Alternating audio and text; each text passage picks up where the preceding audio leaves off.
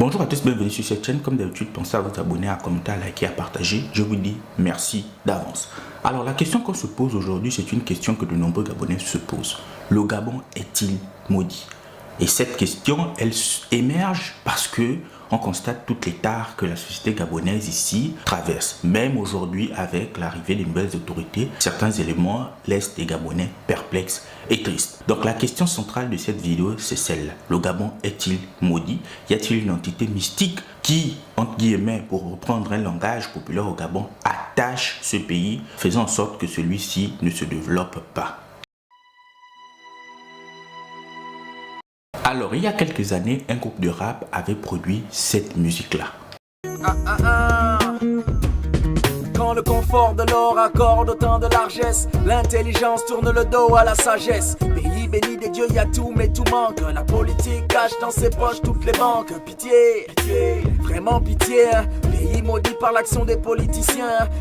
Alors, dans ce titre de rap, ou du moins dans ce couplet, l'artiste Mat Seigneur Lion, lorsqu'il prend le micro, au travers de métaphores, au travers ici d'oxymores, d'antithèses, finalement il met en évidence les contradictions ici qui caractérisent le Gabon et qui participent à son appauvrissement. À partir de cet instant, il finit son propos par une parole bien précise. Pays maudit. Pays maudit pour dire que finalement il y a quelque chose de mystique qui ici aurait pris possession du Gabon. Mais il ne s'arrête pas là. Il précise à la fin par les politiciens. Pays maudit par l'action des politiciens. Donc, quelque part, la réalité d'une force transcendante qui aurait pris possession du Gabon existe. Cependant, est-ce que cette réalité-là, elle est nécessairement mystique? Est-ce que cette réalité-là, elle est nécessairement le fait d'une puissance transcendante? Donc, voilà ici finalement la question qu'on va se poser. Alors, ce texte de rap-là est riche en plusieurs procédés stylistiques, notamment des figures de style. Donc, l'artiste ici, lorsqu'il prend la parole et il finit ici sa pose de parole en disant « pays maudit par l'action des politiciens », en réalité, ce qu'il met en avant, ce n'est pas l'action d'une force transcendante.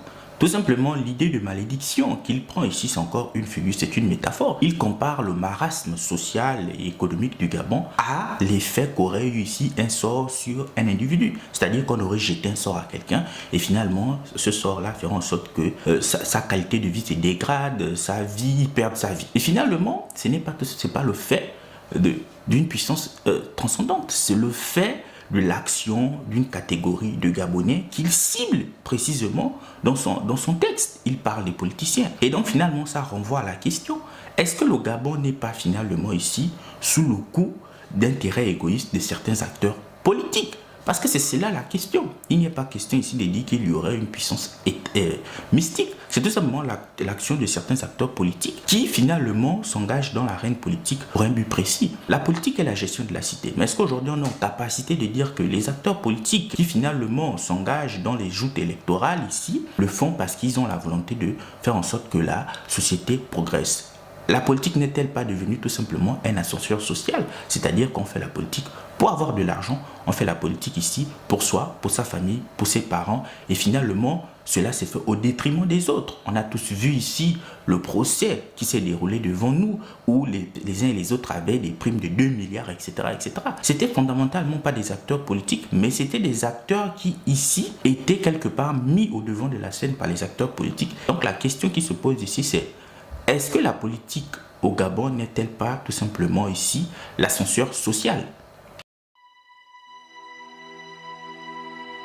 Alors, la question qui se pose ici, c'est de savoir si la politique n'est pas tout simplement un ascenseur social. Qu'est-ce qu'un ascenseur social? C'est tout simplement l'idée de se dire que on va passer d'une situation sociale A à une situation sociale B qui fera en sorte que notre niveau de vie s'améliore. À partir de ce moment, on peut bien le dire.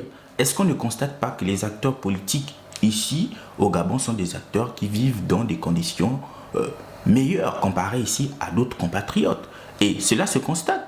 En général, dans la sphère, l'écosystème politique gabonais, on retrouve de nombreux partis. Et ces partis, on peut ici aisément deviner pourquoi il y a une pléthore de ces institutions qui parfois sont des associations, mais qui finissent par être des partis politiques. C'est peut-être parce que derrière, ils ont compris que la politique, ici, c'est celle qui fait en sorte que les uns et les autres aient de l'argent. D'ailleurs, les artistes eux-mêmes, ils ajoutent quelque part cette parole-là. Que la politique cache dans ses poches toutes les banques, pitié. Donc, pour dire que l'affaire de la politique, c'est améliorer sa condition de vie. Ce n'est plutôt simplement ici participer au développement de la communauté. Parce que la politique serait un ascenseur social. Qui dit ascenseur social, avoir des moyens financiers importants. Comme je le disais dans l'extrait que je viens de faire passer, l'artiste lui-même il le dit, la politique cache dans ses poches toutes les banques. L'image, elle est parfaite. On fait de la politique, c'est pour avoir de l'argent. On ne fait pas de la politique pour faire en sorte que la société puisse progresser. Et c'est cela fondamentalement le mal du Gabon et le mal de l'Afrique. Parce que les uns et les autres s'engagent en politique pour avoir de l'argent. Les uns et les autres ici adoptent des idées qui peuvent être défavorables ici à la communauté parce qu'ils veulent avoir de l'argent. Donc faire de la politique au Gabon serait finalement maudire le Gabon. Pour reprendre la métaphore qui a finalement construit notre analyse jusqu'ici et que l'artiste a utilisé. Il y a une malédiction au Gabon, mais la malédiction ne doit pas être comprise ici comme le fait des puissances, on va dire, transcendantes, des puissances mystiques. La malédiction est tout simplement l'attitude égoïste de certains acteurs, notamment les politiciens, ici, qui favorisent plutôt leurs intérêts à eux, donc les intérêts financiers au détriment des intérêts de la communauté. Et là, on peut parler des thèmes comme la corruption, etc., etc. Donc, finalement, on voit que le Gabon n'est pas maudit. C'est juste qu'il y a l'action de certains acteurs politiques pour des questions financières ici qui bradent l'avenir du pays pour leurs propres intérêts. Donc voilà finalement l'analyse que je voulais mener aujourd'hui. Donc on se donne rendez-vous dans un prochain numéro. Commentez, abonnez-vous, likez, partagez la vidéo. Je vous dis merci et au revoir.